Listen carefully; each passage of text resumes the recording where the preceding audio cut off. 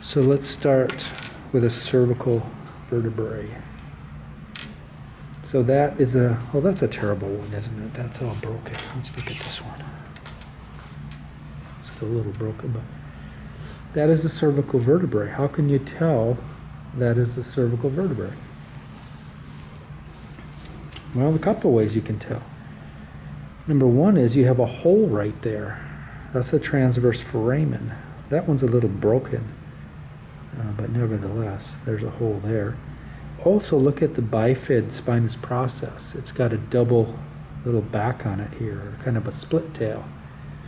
So that's definitely cervical. There's no other vertebrae that looks like that. And plus, it's pretty small. And if we want to keep on looking at weirdness, if we look down at this angle, we can see the little, I call them little Batman ears here and there. Okay, those are called the unsenate processes, and they make up the joints of von Luschka, the German guy who discovered them. Those aren't very great ones. Let's see if I can see a better one here. Oh, this looks better.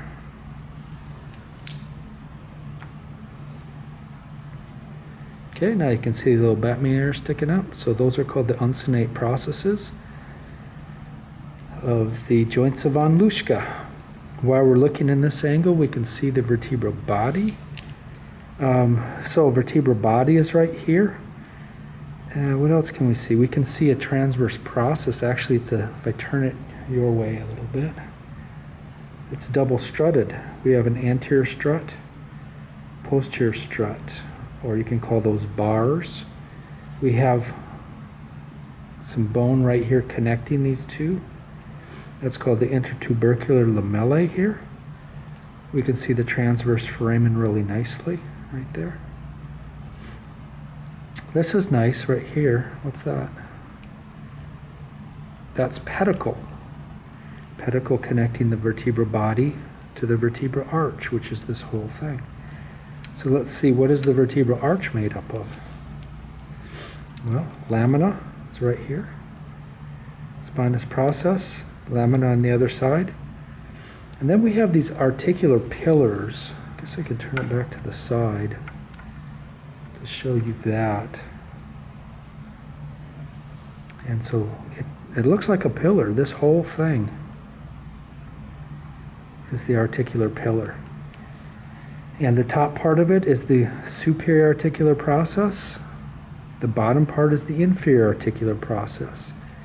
If I flip it over, we can see those little pads right there.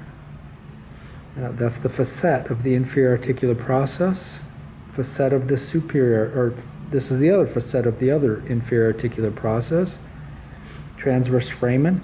You can see the anterior bar or anterior strut quite nicely right there. Those holes are not supposed to be there. That's just where wires went to join these together. You can see a nice vertebral foramen where the spinal cord goes. You can see the lamina quite nicely here and here. This is spinous process property in the middle, bifid spinous process. And what else? It's not too terribly complicated, I don't think. And I think we got it all. There's tubercles. Let me see if I can find one with. Yeah, I really can't. Most of the tubercles are kind of hard to see. But in this view, and hopefully this is focusing, we have anterior tubercle, posterior tubercle. The piece in the middle is the intertubercular lamellae. Let me drop that down just in case it's not focusing for whatever reason. Because now my glasses off, everything looks a little blurry. Anterior tubercle, transverse process. Posterior tubercle, transverse process. Intertubercular lamellae is in the middle. Pedicle is right here. And yeah, that's about the story with the, what do you make of that?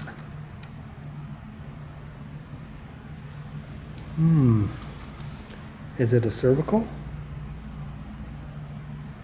If I turn it like this, maybe you can tell. This is the one from the lecture slides. Well, it doesn't have the the bifid spinous process. It's got a straight, big, long spinous process. How can you tell it's cervical? Well, it's got little bitty Luschka joints here and here, or little bitty unsenate processes sticking up, which would be part of the joints of von Luschka. Here's the key, though, right there. Yeah, that's a transverse foramen, so this is actually C7. And you can't really see everything kind of melts together out here. You can kind of see maybe an anterior strut, but they all kind of fuse together into a kind of a mess here. So that's a little bit strange. You can still see the pedicle right here, and you can see all the other parts. So that's a C7. All right, let's get on to the two very strange bones. We have atlas and axis are next. And we will talk about these again next week as well, but I wanted to, because these are so important. I want to just kind of get you started. So this is atlas. If I turn it to the side, you can see something very strange. It has a big peg sticking up right here. That's called the dens or odontoid process. Dens or odontoid process. If you look at the C1 vertebrae, that's pretty weird, isn't it? What's it missing? Where's the vertebral body? It should have a body right here. Well, embryologically, there's the body. It was stolen by atlas, or by axis. If it turned upside down, we can see it right there. Okay, and we'll get into this a little more next week. We can see that facet. I know some of you are going, what is that thing? It looks like a facet. It is a facet. That's the facet for the transverse ligament of atlas. That's really important. But let's go through this. It's really kind of similar to a normal vertebrae. It has lamina on each side. It has a spinous process on each side. It's bifid. You can feel this right if you go down the midline of the back of your head in the hair, right at the base where your hair stops. You flex and extend your head a little bit, you'll feel a giant bump there. That's this. That's the spinous process of C2. That's how you find that, and you'll learn that next quarter. But here's something weird. So that is a facet of the superior articular process. So we've never seen one in that angle before. It's almost horizontal. And you could call it that, but you won't see that on boards. It won't be called that. The joint between C1, which is the atlas, let's bring atlas back in here. These actually go together like this.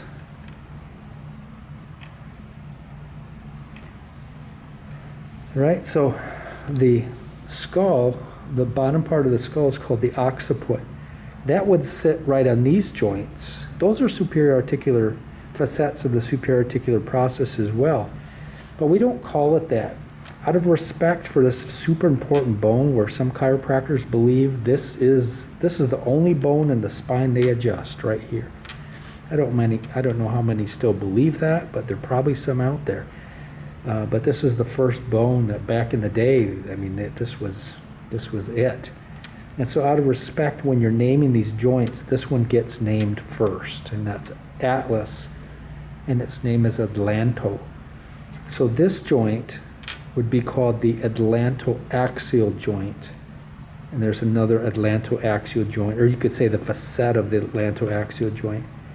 These joints up here would be called the atlanto-occipital joints. Atlanto-occipital joints. And we'll learn in lecture that the concavity of these things, I don't know how that comes out in the video, but these are very concave. And the more concave they are, the older the person is. And that's one way that you can kind of age skeletons, by the concavity of those. Okay, so we got these weird looking atlantoaxial joints that are very vertical. If we flip it over to the back side though, we can see we have normal kind of Z-joints here. That's the facet of the inferior articular process. Facet of the inferior articular process. There's the lamina. There's the lamina. You can see the spinous process, bifid spinous process. And you can see the body right there. There's the body of C2. And then the body has that peg coming off the dens. There's also a big facet right here. I don't know if you can see it, but we'll go over it in class. But that's the facet for the anterior arch of atlas. Facet for the anterior arch of atlas. All right, I think we got everything there. Let's go over atlas. So weird, no body, right? We went over these superior articular facets for the superior articular processes. These are better called the atlanto-occipital joints. You can see that we have a nice, kind of a ring of bone, right? Because we don't really have a body, we just have a ring of bone. And it's made of 4 pieces. It's made of this piece, which is called the anterior arch of atlas. It has a bump on the top of it here. It's called the tubercle of atlas, or tubercle, the anterior tubercle of atlas. These connect to this, now this is hard to show you, but this whole chunk of bone right here where my fingers are between. Now you can see it. See all of this? That's the lateral mass of atlas. That's the left lateral mass of atlas. And this is the right lateral mass of atlas. Okay? So that's the part of the ring of the bone. So we have the anterior arch of atlas, connects to the lateral masses. Off the lateral masses comes these articular processes here, the superior articular processes, or you could call it the facet of the superior articular process. And then we have a posterior arch that connects to the lateral masses on the backside. And we have some tubercles. I think you could see this tubercle pretty good. This doesn't have a great tubercle, but there's a little bump right here. So that's the tubercle of the posterior arch of atlas, or the posterior tubercle, you could also call it, of atlas. And what else can I show you on that? We definitely have transverse foramen still. Okay, V3 of the vertebral artery runs through there, and we'll clarify that in lecture, or talk more about that in lecture. There's the other transverse foramen there. Okay, if we go to the bottom side, you can tell the bottom side because these are more flat. See, they're not as concave, and they shouldn't have that hole in them. So those are just the inferior articular processes, the facets of the inferior articular processes, you could call those. Or you could also call those, because they connect with axis, you could call those a member of the atlantoaxial joint. Right? Remember, they connect with these guys right here, which are also pretty flat. All right, what else did I want to show you? This is hard to see. I can try to zoom in on this. I'm not sure how the focus would be. Let's try though, because you got most of it.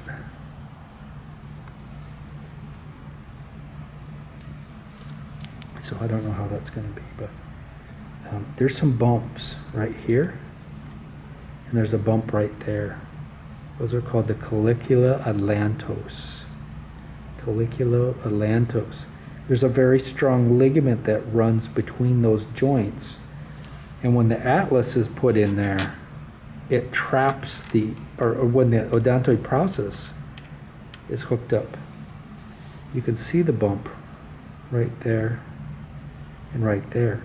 It traps the atlas against the odontoid process so it can't slip forward. So those colliculus atlanti, plural, are very important. Okay, the last thing I want to show you, which I'll probably back this off of because I think That might not be in focus. So let's back it out a little. So, and those of you who were even in class probably didn't see this very good.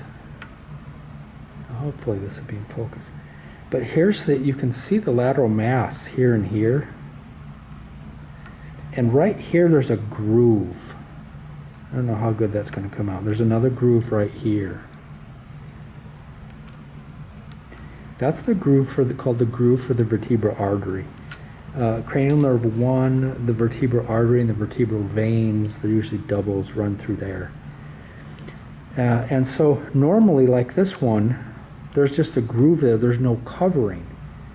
But in a certain percentage of people, especially Eskimos, for whatever reason, let's see, where is it? Aha, here it is. So hopefully this will be in focus. So here's the lateral mass again. This is the top, this is the bottom. We're looking P to A. There's the posterior tubercle, posterior arch. So the groove for the vertebral artery would be right here. But look at the other side. What the heck? There's like bone in the way. Right? So that's actually an ossified posterior atlanto-occipital membrane, which ossifies and it forms a canal for it. Oops, sorry about that. Probably shook everything. Can you see my pen going right through there? And I can tip, I don't know if it's going to be in focus, but let's go like this. Can you see the hole there? That's not supposed to be there. You can see that on your lateral x-rays. That's called a posterior ponticle. When you get a calcification of the posterior atlanto-occipital membrane, posterior ponticle, sometimes they're bilateral. Looks like it's focusing on it. Sometimes they're unilateral. But it's controversial. We'll talk about that in class, about what that means, if anything. The hole that is created is called the arcuate foramen. Arcuate foramen. And I think next week, there's a lot of the same stuff next week. I'm kind of just going over it now. We look at this side, there's nothing there. All we can see is the groove for the vertebral artery. All right. Trying to think if I forgot anything. I don't think so. So that's basically all you need to know about the cervical spine. And what I missed here, we'll get in class, and we're going to get a little bit of this next week. Here's a nice view, though, of the articular pillar. This is back to regular cervical vertebrae. You can see a nice articular pillar right here.